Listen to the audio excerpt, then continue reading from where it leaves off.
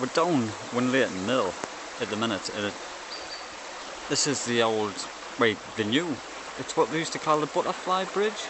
But you can see over there, and there's the old pillar from over that side of the water. We had some bad storms one year and it got washed away. They built this new one, but they put it much higher this time. You can see the new brickwork on top of the old, where they put the bridge.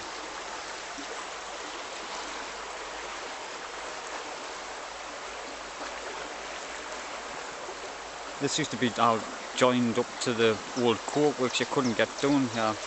You could get across this footpath, but you couldn't get all the way up the water and that. But they made it all into countryside walk things. It's all been done out for the public.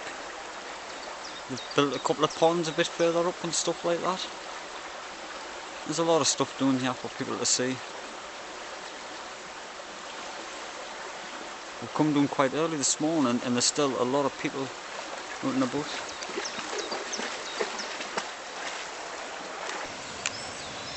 We're just a bit further up the water, down Winlaton Mill, where the meadows are. And that's the bridge what they built a few years ago when they done all this parkland area. But it's quite nice that you can actually get down here. It's one of the cleaner parts of the river. Okay, Mallows over there.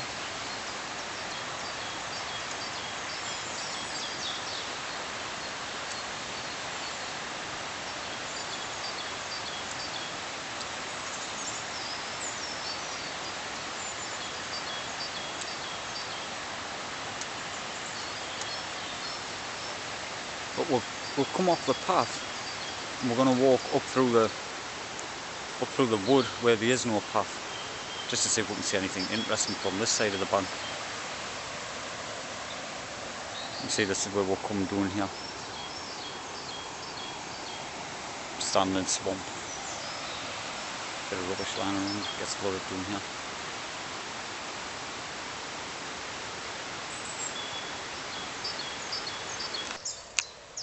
We've come a bit further into the wood here. It's actually quite nice in this part of the wood. There's some big cliffs up there with the little birds in the bankside. The cliffs are huge, aren't they? High up. I was reading a book, old book, History of the Gill. I'm sure the top of this is what they used to call Scory Heights. Aye. Scory Heights. The top there was in one of the old books about the history of the rolling Skill and Winlaton Mill and stuff. Aye. A lot of...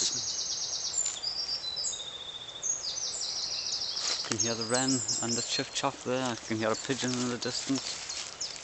But this is the part where we're actually heading through at the minute. And as you can see, it looks a bit rough. There's the river down there. There used to be a little path all the way through here years ago. You can hear the blue tits and the wren and that in the background. Aye. It's nice on these days when you can get out and just get into these woods like this. I'll just zoom into the top of that bankside. It's at least 100 foot up, isn't it? I mean, it's probably, over the years, it's probably like collapsed a lot because it used to be like further forward, more closer to the river. Aye. It's dropped over the years. You can see it's all like sloped eventually down here, hasn't it, where it's all been washed down. But it even gone a bit further back along. All the way along there, man. I didn't notice when we first came in. But it's probably like that most of the way around here. Well, on the track. We've just come about another 20-30 yards along the path here. That's the bit up there what I was filming just a few minutes ago. But up here, looks much more dangerous. You see there's been a lot of landslides in here. Coming all the way down.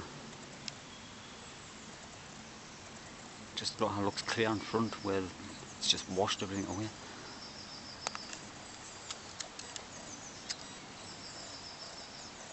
That big slab there looks as if it's about to go on. Next time we'll get a bit of rain.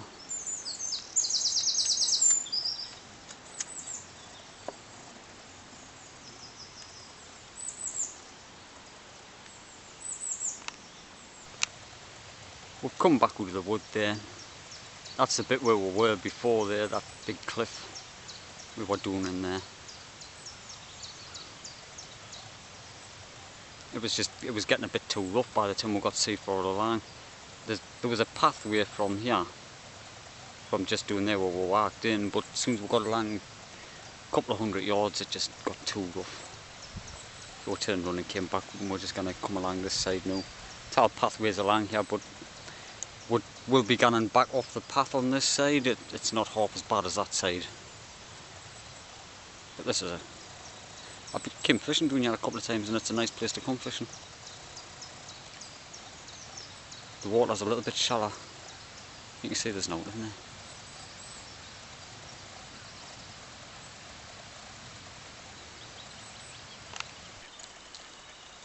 We're just a little bit further upstream there. As you can see down there, there's four drake mallards in the water. You don't normally see them, that many of them. They're all feeding.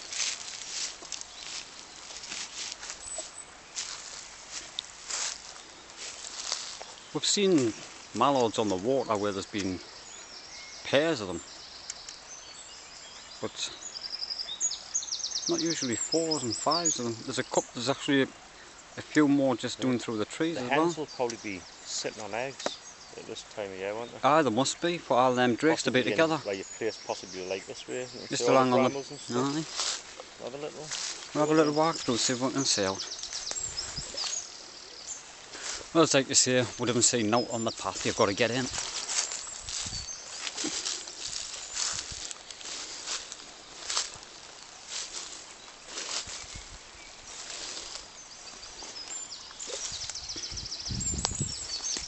They generally nest close to water, but then it's always on like a bit of an island or up on the bank side where they can just get straight down to the water.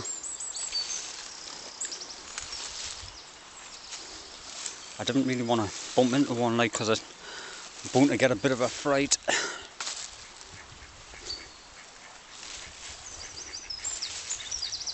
Done that a few times when we've been walking through places and pheasants have jumped out and give us the fright of our life.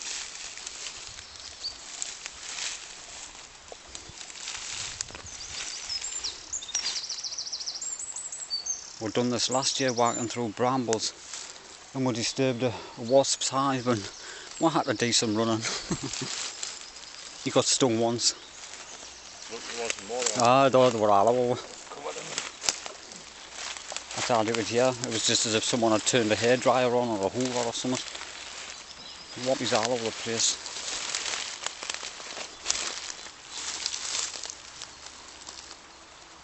Speaking of wasps, there's one just there. I'm looking for the paper hives. Don't really want to bump into one.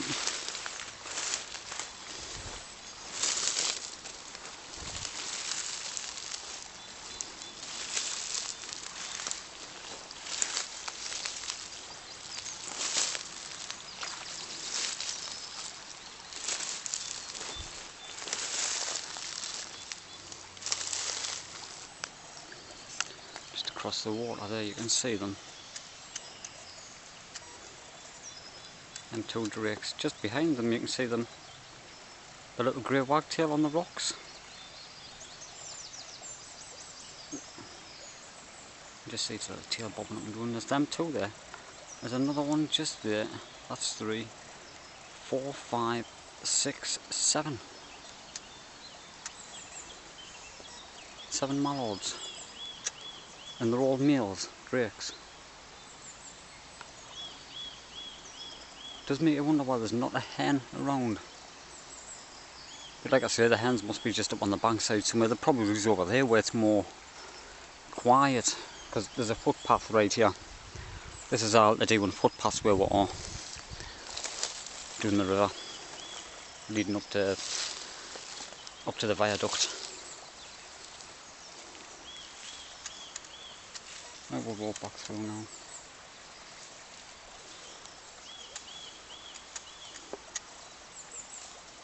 We still haven't seen a single moorhen on the water. Or a coot. We used to see them regular. They'd be nesting in places like that, just where them trees are in the water over there. On the ends of them branches and that, but not a one. So there must be mink and otter on the water still, but you'd think it would affect the ducks as well, but they don't. But for some reason, the moorhens and the coots haven't come back to the river. And it's a good stretch of river, this. Probably like at least 20 mile. It goes all the way up to the Derwent Reservoir from Swalwell.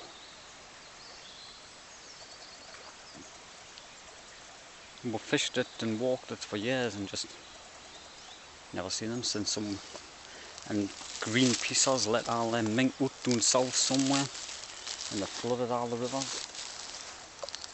Mink all over the place. You don't even see the bank wolves, or what we used to call them, water rats. We used to see them regular when we were kids, but never seen one up here ever since. I didn't think that. I'm not so sure about the otters, whether they would make a difference, but it was mostly the mink. As soon as the mink got on the water, we'd seen the change that same year. It was all over the news and that about it at the time.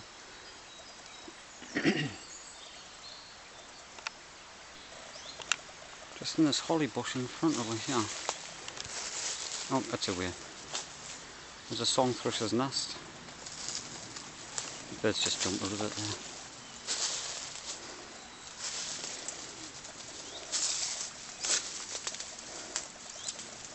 Bit awkward to get these. I was going to shine lift the camera over the top and have a quick look, but I don't think I can get to that without disturbing all the branches what it's resting on.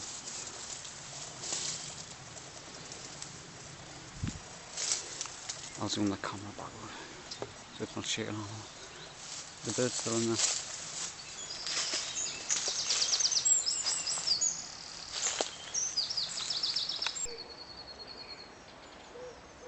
I'm using a smaller camera yet just to see if I can get in to have a look at the inside the songthrush's nest to see if we can see the eggs here.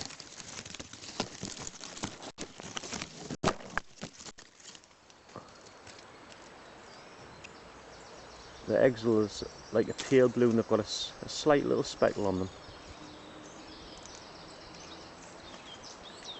We found a few songthrushes when we've been walking around blackbirds, but all the nests is normally being destroyed and the eggs probably off the grey squirrels.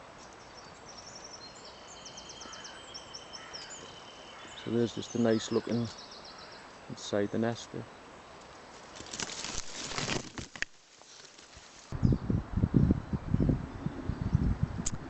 The wood pigeon just in front of us there, sitting on a branch. Normally you don't get close to these at all, because I mean you step in the woods and as soon as they hear you, they're off, fly away. But that's just sitting there, not doing a lot, but it's just nice to see it's so close.